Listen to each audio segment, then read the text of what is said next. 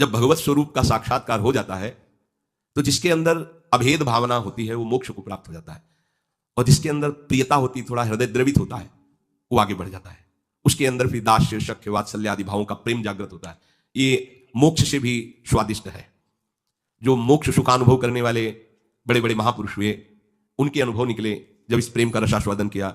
जैसे भगवान के ही स्वरूप से सुखदेव जी जब लालजू की रूप माधुरी श्रवणेन्द्री से गई, और वो तो सिद्ध महापुरुष हैं, जैसा शब्द सुन रहे वैसे ही भाव में रूप जागृत हो रहा है, उनको कोई ध्यान थोड़ी लगाना है। बरहा पीडम नटवर बपू, तो वैसे ही सामने नटवर बपू बिक गए एकदम उस रूप को सुन के। इतना सुंदर श्याम, इतना सलोना श्याम, ये तो ब्रह्मानंद को भी फीका कर देने वाला रूप है। उठ खड़े हुए, 18,000 श्लोक कंठस्थ किए, श्रीमद् भागवत के 18,000 श्लोक कंठस्थ।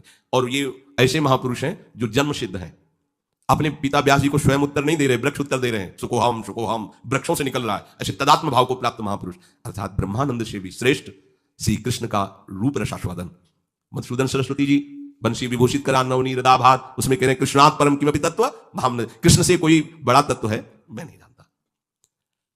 तो जो भगवान कह रहे हैं कि ज्ञानी जो भक्त है, यहां दो भाव ज्ञानी के, जिन्होंने सत्य को जान करके भगवत स्वरूप में लीन हो गए, या जो सत्य स्वरूप भगवत स्वरूप को जानकर प्रेम में लीन हो गए। प्रेम में लीन होना, अभेद होते हुए भी भेद भाव को स्वीकार करना, यह भेद मायाकृत नहीं है, यह चिदानंद भाव भेद है, भाव भेद। ये जो ज्ञान में लीन हो चुके हैं उसके आगे की बात है। इसीलिए इस भेद को वो ना जानने के कारण कहते कुछ न कुछ अविद्या बचती है, तभी भेद दिखाई देता है। ऐसा नहीं है। जिस समय स्वरूप का साक्षात्कार होता है और उसके हृदय में भक्ति का अंश होता है, भक्त को भी स्वरूप साक्षात्कार होता है। मम दर्शन फल परम अनुपा, जीव पाओ निज सहज स्वरूपा। जो ब्रह्म साक्षात्कार में स्वरूपानुभूति होती है वही भक्त को भी होती है। उसी समय उसका, वो टिक नहीं पाता वहां, उसी समय उसका आकर्षण होता है उसके आराध्य देव का, और उसकी वृत्ति उसमें लीन ना होकर उस आत्मस्वरूप को अपने आराध्य देव के रूप में देखता है, और इतनी तन्मयता हो जाती है कि अपना विस्मरण हो जाता है, बस केवल आराध्य देव रह गए। अब यहां से प्रेम की दशा प्रारंभ हो जाती है। ज्ञानी सब कुछ विस्मरण करके आत्मस्वरूप में लीन हो जाता है, उसका आत्मस्वरूप भी विस्मरण होकर आराध्य देव के स्मरण में लीन हो जाता है। ये प्रेम की गाथा। भगवान कहते हैं 4 प्रकार से जन मेरा भजन करते हैं और ये सब महान है।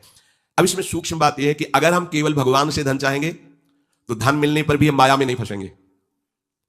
जब हम स्वयं अहंकार प्रेरित होकर के कर्म करते हुए धन कमाते हैं तो उसमें आसक्ति होती है, हम उसमें भोक्ता भाव करते हैं, और जब भगवान की तरफ से मिलता है तो प्रसाद भाव रहता है।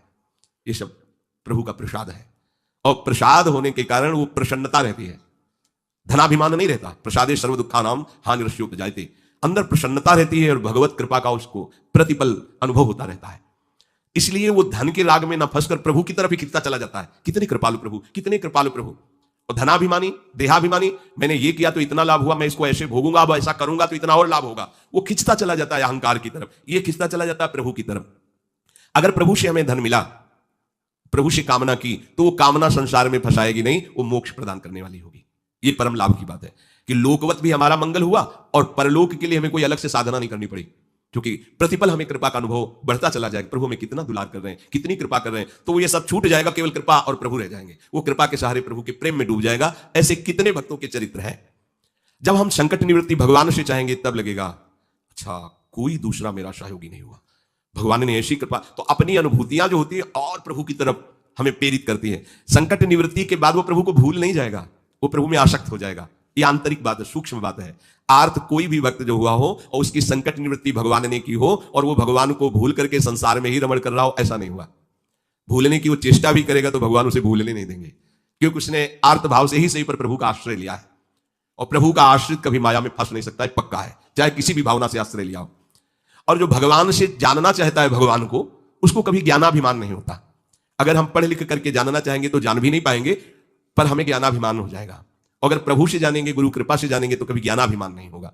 इसीलिए हमें अगर सांसारिक सुख भी चाहिए तो केवल हरि का आश्रय लें, सांसारिक दुख की निवृत्ति चाहिए तो केवल हरि का आश्रय लें, और हरि को जानना है और पाना है तो केवल हरि का आश्रय लें। वो सब साधन दे देंगे, वो सब हमको मार्ग दे देंगे, जिससे हमें उनका बोध हो जाएगा या प्रेम हो जाएगा। हम हरि को छोड़कर अन्य आश्रय न लें, हम हरि को छोड़कर किसी अन्य का भरोसा न करें, तो इस प्रपंच की चाह रखते हुए भी हम भगवान को प्राप्त कर लेंगे।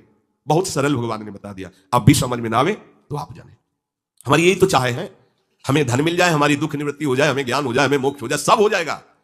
केवल भगवान का आश्रय ले लो और नाम जप करो, पर गंदे आचरण मत करो।